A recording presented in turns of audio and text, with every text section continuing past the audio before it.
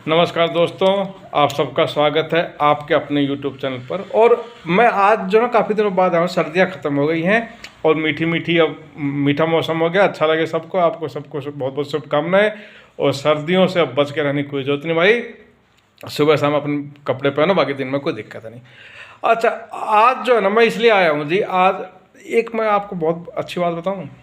एक हालांकि देखो, कई ऐसे यूट्यूब पर चैनल हैं जिनका काम एक ही रट्टे में चलना है। वो चलते रहते हैं। हमें हमेशा ना अपने विवेक का इस्तेमाल करना चाहिए किसी चीज़ के लिए। एक यूट्यूब पे एक चैनल आता है जी, बाबा की खरी खोटी। खाली बैठता तो मैं भी सुन लेता हूँ। विचारों को सुनना चाहिए। देखो, हमेशा विचार राज करता है, कभी कोई व्यक्ति राज नहीं करता, कोई संस्था राज नहीं करती, विचार राज करता है। आज ये जो हमारे देश में एक आरएसएस समर्थक जो ये सत्ता में है, ये विचार है कम से कम 100 साल पुराना विचार है ये। और ये विचार राज कर रहा है और ये विचार चला जाएगा। इस विचार पे दूसरे लोग आ जाएंगे, वो फिर राज करेंगे। या कांग्रेस के पास अगर कोई विचार होगा तो वो राज करेगी।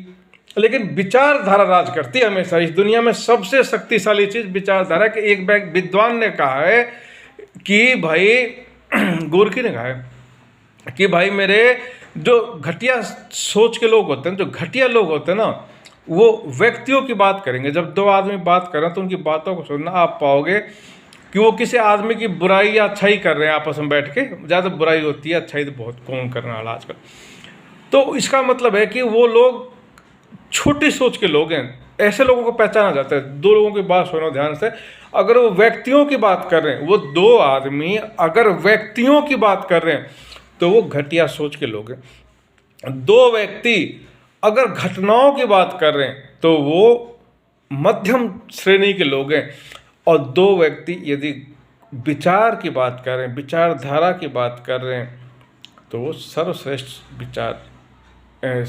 लोग आदमी हैं, सर्वश्रेष्ठ माइंड के लोग हैं। ये एक पहचानने का तरीका। तो ना मैं विचारधारा की यूट्यूब बहुत देखता हूँ, विचारों के, जिन्हें विचार प्रधान हो, डांस डूंस ये वो झूठे मूठे, या वैज्ञानिक खोज प्रधान हो। भाई नई खोज हुई है, भाई लिथियम का खोज ने कैसे बैटरी पावर को बढ़ाया, कैसे पेट्रोल को रिप्लेस करेगी, ये सब चीज़ें मैं यूट्यूब पर बहुत देखता हूँ। या कोई नई खोज, कोई भी बहुत से गाँव में भी होती है, भाई इसने ये खोज दिया जी, नारियल पर चढ़ने का तरीका खोज दिया एक किसान। तो मैं ये सब चीज़ें ज़्यादा देखता हूँ और ये सब चीज़ें देखनी चाहिए। इनसे आपको ना जब आप आगे आओगे कैरियर में तो आपको मदद मिलेगी। कहीं मीटिंग में आप बैठ के बात करोगे तो वहाँ पे आपकी बातें वजनदार हो जाती हैं। इसलिए तो मैं वो बाबा की खरी खोटी सुनता हूँ। उसमें ना एक राज नारायण पंघाल ये आते हैं। एक तो उसमें वो बाबा डेली, उसमें तो अपने मतलब एंकर तो उसको कहना ही गलत है, क्योंकि एंकर का काम है प्रश्न को रखना और उसके जो जिससे आप प्रश्न रख रहे हो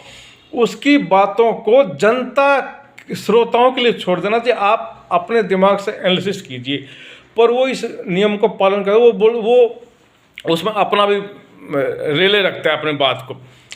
और कई बार तो जो जिसको बुलाता है उसकी फ्लो तोड़ ताड़ के अपनी बात रखा के ऐसा खिचड़ी बना देगा कि पर कोई नहीं, चलो से उसका अपना जिसके अंदर जितनी मस्तिष्क होता है उतनी बात करता है। हमेशा एंकर का काम है कि अपने प्रश्न रखें और प्रश्न के जो जवाब हैं उसको जनता को सुनने दे, उसके हिसाब से उनको एनालिसिस करने दे। और जहाँ प्रश्न में कुछ क्लियरिफिकेशन ना हो वहाँ काउंटर क्वेश्चन रखें ताकि बात पूरी तरह से क्लियर हो जाए। ये है सही तरीका किसी भी एंकर का। बट चलो कोई नहीं। तो उसमें ना राजकुमार पंघाल जाते हैं, वो बड़े विद्वान आदमी, इसमें कोई शक नहीं। आपका भी सुनना उनकी बातें। वो हालांकि वो कोई बहुत बड़ा विषय तो नहीं उठा पाया आज तक उन्होंने मेरे विचार में, क्योंकि मैंने बहुत उनको सुनता हूँ। हरियाणा के वही लोकल पॉलिटिक्स में घूमते रहते हैं, बातें करते रहते हैं। कोई ऐसी बहुत विचारधारा की बात नहीं रख पाए वो अभी तक, पर उनकी बात अच्छी रहती है। जो बात वो कहते हैं उस बात में कुछ दम रहता है, ये कहना चाह रहा हूँ मैं। अब मैं उनकी एक उन्होंने अभी लोकसभा हरियाणा में एक लोकसभा है रोहतक, उसके बात की उन्होंने। तो वहाँ पे जो कुछ नेता हैं उनकी बातें आएंगी, जाहिर है हारे हैं जीते हैं ये सब बातें भी आएंगी उसमें, और जीत जाएंगे हार जाएंगे ये सब बातें भी आएंगी। और अपना एनालिसिस हर आदमी का होता है, अपने दिमाग से सोचता है, वो होता है।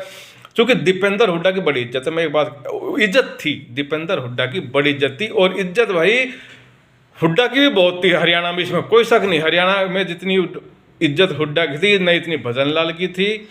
बंसीलाल की बात मैं कह नहीं सकता, क्योंकि बंसीलाल मेरे सामने बहुत कम देर सत्ता में रहा है, मैं उसका पूरा एनालिसिस नहीं कर पाया। चौटाला की भी उतनी नहीं है, और मनोहर लाल खट्टर की भी उतनी नहीं है, और भाई देवीलाल जी का मैंने देखा नहीं, तो देवीलाल जी के बारे में बता नहीं सकता। और मैंने कोई मुख्यमंत्री मेरे हिसाब से मैंने देखा नहीं, तो इसमें मैं उनके बारे में कोई कमेंट मैं कर नहीं सकता। लेकिन जितने मुख्यमंत्री मैंने देखे, एक मुख्यमंत्री एक ऐसा देखा मैंने जिसकी इज्जत हर आदमी करता था। हालांकि ये मैं बड़ी खुली बात कहूँगा, बहुत अच्छी बात कहूँगा, ये भी आदमी कहता था वो नौकरी रोहतक कालान से, ये कह के फिर बोलता था लेकिन आदमी बढ़िया है। समझिए इस बात को। ये बात ना किसी के लिए नहीं कही, हरियाणा के लोगों ने, मैंने बहुत लोगों से बात की, हरियाणा घुमा बहुत हूँ, गांव में गया हूँ, गांव में 2-2 3-3 दिन रहा हूँ, दोस्त है मेरे तो अरे हिसार ये क्या नाम खरखोदा सोनीपत ये देते हुए वहाँ जींद तक झज्जर में तो मैं पढ़ा हूँ। और उसके आगे फिर इधर चले जाओ, क्या नाम ये अम्बाला साइड हो गया, करनाल साइड हो गया, ये पीपली, हाँ पीपली उपली, ये सारा जोन ना पढ़ाई की मैं तो मैं सारा घूमा हूँ। आज मेरे दोस्त हैं और आते हैं मेरे पास भी आते हैं, फिर मैं भी चला जाता हूँ, फिर शादी ब्याह कुछ ना कुछ लगा ही रहता है। एक मैंने केवल हुड्डा ऐसा मुख्यमंत्री देखा जिसकी लोग इज्जत करते हैं। हालांकि उसकी सच्चाई हरियाणा के लोगों में कमी है, ये सच बोल देते हैं। आज की डेट में कमी है, ये वैसे कमी नहीं है, आज की डेट में ये कमी मानी जाती है। आज के डेट में ये है अच्छाई कि भाई ऐसा मीठा मतलब ऐसा उसके मक्खन लगाओ, लेकिन हरियाणा का आदमी मक्खन लगाना आता है ना भाई, वो मक्खन खाना जानता है, लगाना नहीं आता। वो सच बोल देगा, और सच वो हुड्डा की बोल देता है, चौटाला की बोल देता है, खट्टर की बोल देता है। और भाई और तो मैंने कोई मुख्यमंत्री देखा नहीं, तो मैं कह नहीं सकता। ये 3 मैंने देखे हैं। तो अच्छा, भजन लाल भी देखा मैंने, तो भजन लाल की तो आदमी कोई खास इज्जत करता नहीं हरियाणा का, मैंने देखा। वो ये कहता है कि ये कर्मचारियों को तुष्टिकरण करता है, कर्मचारियों के उनको, तो उसकी बात छोड़ो। अब हम बात आ जाते हैं जी ये राजनारायण पंघाल जी पे। तो राजनारायण पंघाल अपनी बात रखता है, बड़ी अच्छी तरह से रखता है। जो जिस विषय पे अपनी बात रखता है उसमें पूर्ण स्वामित्व है, इसमें कोई शक नहीं। जैसे इसने कहा भाई हरियाणा में ये राकेश दौलताबाद जीता था, ये सही बात है, राकेश दौलताबाद जीता था, इसकी एक सहानुभूति भी थी। दो बार साथ हार लिया था, उसके बाद जीता है, तो इसके सबको दुख। ये जब ये जीता था ना, जब ये हारा था ना पहली बार, तो सरकार बनी थी बीजेपी की, लेकिन दुख बीजेपी की सरकार बनने की जितनी खुशी नहीं हुई थी ना, उससे ज़्यादा इसका दुख हुआ था। राकेश दौलताबाद एक ऐसा बादशाहपुर विधानसभा से नेता, इसका हर आदमी को दुख होता है भाई, बहुत गलत है। और इसका वो दुख 5 साल तक लिए बैठे रहे, और वो लाखों 1 लाख से ज़्यादा वोट पड़ी, तब जाके कैसे जीता है। और दूसरा जो इसका वो चल रहा था, चेस कर रहा था, इसको वो भी बहुत नज़दीक आ गया था, बट फिर भी जीत गया। और लोगों का फिर वो एक होता है ना भाई, दिल में रखा है बात, यार जिताना है ना जीता, फिर वो उतर जाते, चलो लोगों को जिता दिया जी। और अच्छा काम करता जीतेगा, अगर अच्छा काम करे दूसरा, अगर नेता कोई अच्छा काम करेगा वो जीतेगा जी। तो ये तो काम करने के ऊपर डिपेंड करती है सब बातें। अब मैं आता हूँ उस पर। देखो, जो राजनारायण पंघाल जी है ना भाई, वो अपनी बात रखते हैं, उनकी वो बात है, उनकी विचार है, वो एनालिसिस है।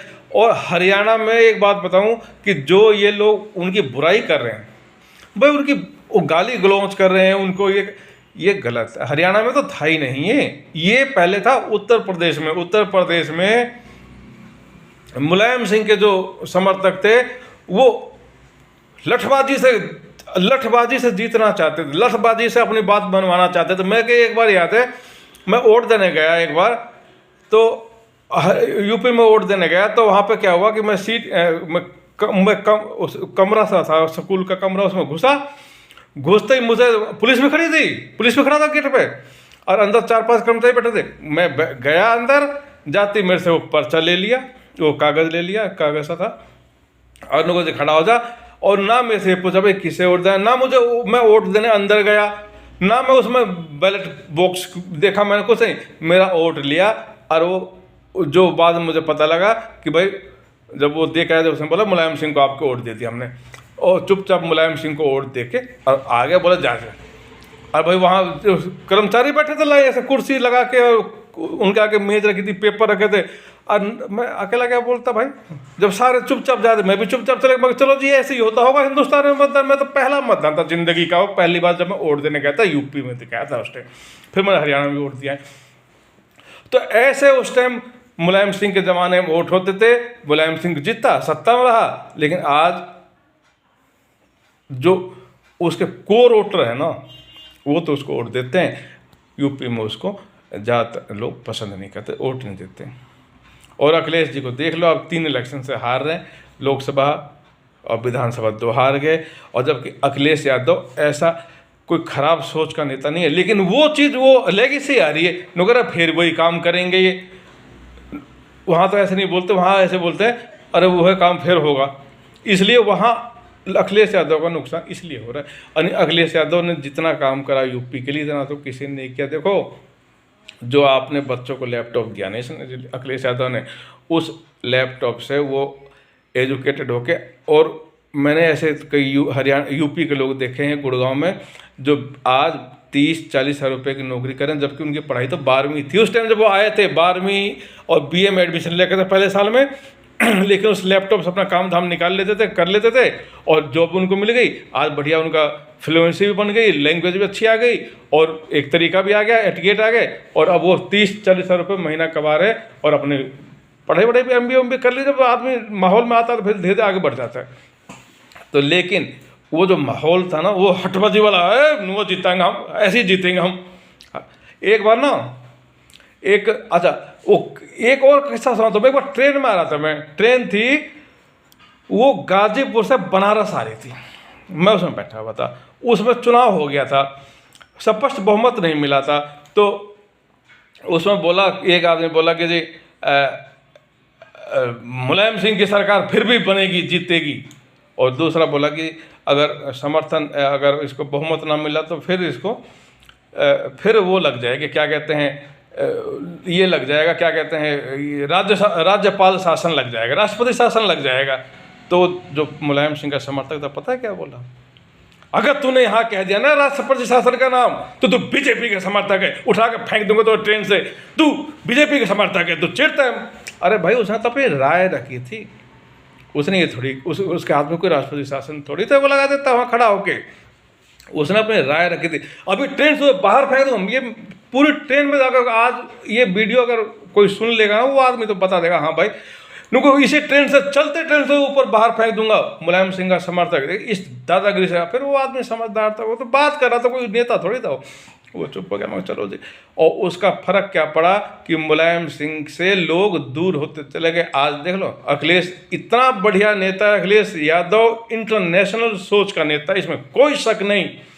वो अगर जैसे उसने लैपटॉप वगैरह पे ध्यान दिया था ना, और दे के जितनी मदद यूपी के नौजवानों की करी, अगर अखिलेश यादव एजुकेशन पर भी थोड़ा सा ध्यान दे देता, मैं ये कहता हूँ कि जैसे दिल्ली में ना, अगर दिल्ली में केजरीवाल की सरकार 5 साल और, अगले 5 साल और आ गई, तो वो ऐसी पीढ़ी आ जाएगी कि वो सांप्रदायिकता, रिश्वत और ये भ्रष्टाचार तो नहीं कह सकता, सांप्रदायिकता और बहकाने वाले और ये बांटने वाली राजनीति को ना वो नकार देगा वो पीढ़ी, क्योंकि एजुकेटेड होगा ना जी, वो पढ़ के आएगा, वो समझ के आएगा। तो ऐसे ही अगर अखिलेश यादव केवल शिक्षा पे थोड़ा सा ध्यान देते ना, लैपटॉप वगैरह दिया उन्होंने बहुत अच्छा किया, लेकिन शिक्षा पे थोड़ा सा ध्यान देते, क्वालिटी शिक्षा कर देते, तो आज अखिलेश यादव सत्ता में दोबारा आ जाते हैं। ये मेरा एनालिसिस है, हो सकता है मैं गलत भी हूँ, लेकिन बाकी आपकी राय आपने कमेंट बॉक्स में आप भी बताइए। तो भाई मैं कहना चाहता उस राजनारायण पंघाल जी की बात, भाई अगर उनकी बात गलत है ना, तो उसको तर्कों से रखिए। जो भाई उनके फेसबुकों पे उनको गाली गलौज करें, वो गलत है। हम सही को सही कहेंगे चाहे कहीं रहें, तो भाई वो गलत है, ऐसा नहीं करना चाहिए। और हरियाणा में ना ये कोई अच्छा काम नहीं है ऐसे गाली गलौज करना। एक घटना मैं बताऊं, दीपेंद्र हुड्डा की हरियाणा गुड़गांव में बहुत इज्जत थी पहले, लेकिन एक घटना ऐसी घटी कि कुछ लोगों ने ना झूठ मूठी, हालांकि उसमें कोई दीपेंद्र हुड्डा का रोल कुछ नहीं था ना, लेकिन कुछ लोगों ने यहाँ अफवाह फैला दी। एक बार एक बीजेपी के नेता थे, उनका नाम याद नहीं आ रहा, ब्रजभूषण या राजभूषण कुछ ऐसा नाम था, उनके ऑफिस में जाके कुछ लोगों ने ना गुंडागर्दी टाइप भी कर दी, थोड़ी गाली गलौज कर दी, और दीपेंद्र हुड्डा जी का नाम भी ले लिया, दीपेंद्र हुड्डा के आदमी, रोहतक के आदमी, ऐसे लिया या ना लिया। हालांकि दीपेंद्र